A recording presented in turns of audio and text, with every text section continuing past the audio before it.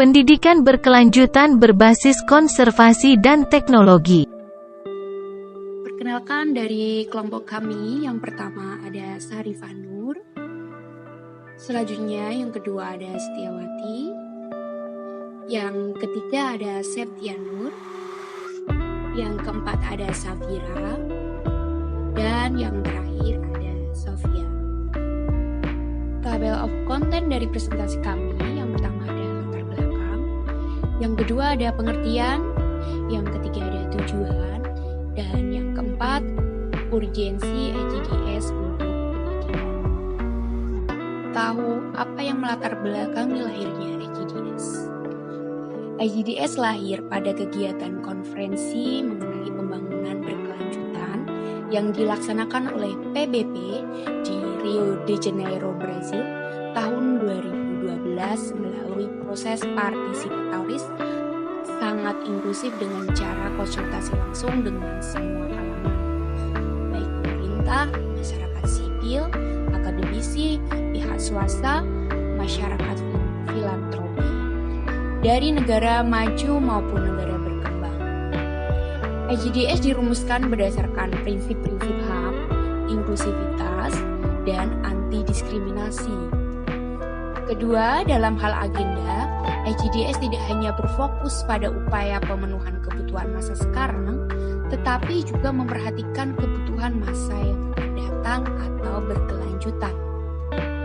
Ketiga, EJDS ditunjukkan untuk memastikan bahwa semua manusia dapat menikmati kehidupan yang sejahtera dan bahwa kemajuan ekonomi, sosial, teknologi terjadi selaras dengan alam atau lingkungan. Keempat, EJDS juga dirancang untuk mendorong perdamaian agar terwujud masyarakat adil dan inklusif yang bebas dari rasa takut dan kekerasan.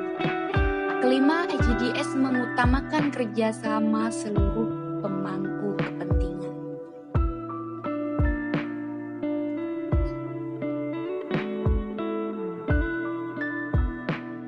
Secara umum, pengertian EJDS adalah agenda untuk mencapai pembangunan berkelanjutan secara global pada 3 dimensi, yaitu ada ekonomi, sosial, dan lingkungan yang diwujudkan dalam bentuk rencana aksi untuk manusia, bumi, kemakmuran, dan perdamaian dunia.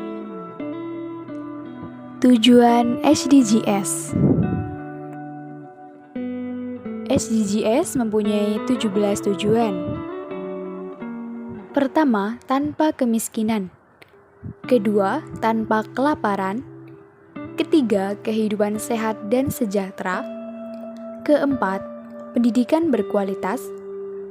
Kelima, kesetaraan gender.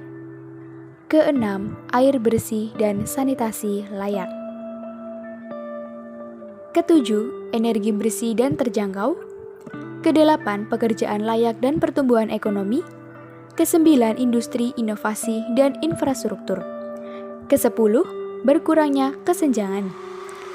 Kesebelas, kota pemukiman yang berkelanjutan. 12, konsumsi dan produksi yang bertanggung jawab. Perubahan iklim. Ke-14, ekosistem lautan.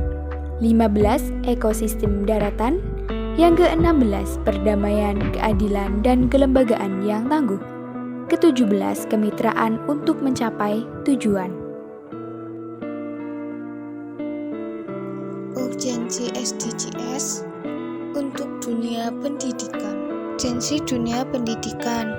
Urgensi dunia pendidikan salah satunya yaitu urgensi pendidikan yang kurang merata. Indonesia merupakan negara berkembang yang masih mengalami berbagai proses pembangunan, termasuk dalam sektor pendidikan, sehingga hal ini menyebabkan pelaksanaan proses pendidikan juga masih dihadapkan oleh berbagai tantangan permasalahan di negara yang masih berkembang, seperti kurang meratanya pendidikan, terutama di daerah-daerah tertinggal. Persoalan pemerataan pendidikan setidaknya disebabkan oleh 1. Perbedaan tingkat sosial ekonomi masyarakat. 2. Perbedaan fasilitas pendidikan. 3. Sebaran sekolah tidak merata. 4. Nilai sebuah sekolah dengan standar yang tinggi. Urgensi dunia pendidikan selanjutnya yaitu urgensi sarana dan prasarana yang kurang memadai. Indonesia sebagai negara yang berkembang tentu saja masih banyak yang perlu dibangun dan disempurnakan, termasuk dalam penyempurnaan sarana dan prasarana pendidikan. Sampai saat ini masih kerap dijumpai di sekolah-sekolah daerah tertentu fasilitas yang tidak memadai, bahkan tidak ada fasilitas sama sekali. Sarana dan prasarana memiliki hubungan penting dengan pembelajaran. Proses pembelajaran yang tidak menggunakan sarana dan prasarana yang baik akan berdampak kurang baik untuk proses belajar. Proses belajar dinilai akan kurang bermakna. Urgensi pendidikan karakter. Urgensi kesejahteraan guru. Selanjutnya adalah Candi Borobudur dan SDGs bidang pendidikan. Candi Borobudur merupakan candi terbesar di dunia. Secara filosofis, ada 3 tingkatan dalam candi yang melambangkan kosmologi Buddha Mahayana. Tingkatan pertama adalah Kamadhatu. Tingkatan pertama ini menggambarkan kehidupan manusia di dunia yang dilengkapi dengan sifat dan nafsunya. Tingkatan kedua, Rupa Dhatu, menggambarkan manusia telah terbebas dari hawa nafsu namun masih terikat dalam hal-hal bersifat duniawi. Tingkatan ketiga, Arupa Dhatu. Tingkatan ketiga menggambarkan manusia yang sudah sampai pada kehidupan suci dan kebahagiaan sejati, meninggalkan kehidupan duniawi dan mencapai pencerahan. Adapun kaitannya dengan SDGs bidang pendidikan adalah terletak pada pendidikan karakter yang menjadi urgensi bidang pendidikan dalam mencapai SDGs.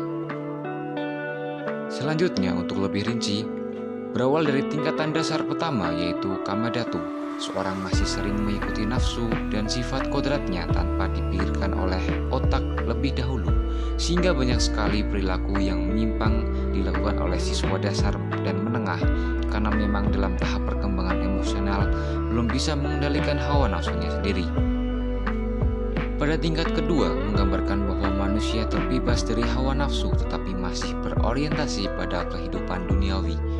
Hal ini tercermin dari alumni produk pendidikan yang menjabat sebagai pemerintah namun banyak yang korupsi. Hal ini dipengaruhi oleh karakter yang buruk sehingga hanya memikirkan duniawi saja untuk memperbanyak harta, padahal mereka adalah orang yang berpendidikan. Dan tingkatan terakhir adalah Arupa Dhatu yang menggambarkan kehidupan suci dan kebahagiaan sejati sebagai manusia yang seutuhnya. Selain berkegiatan dengan mempertimbangkan. Thank you.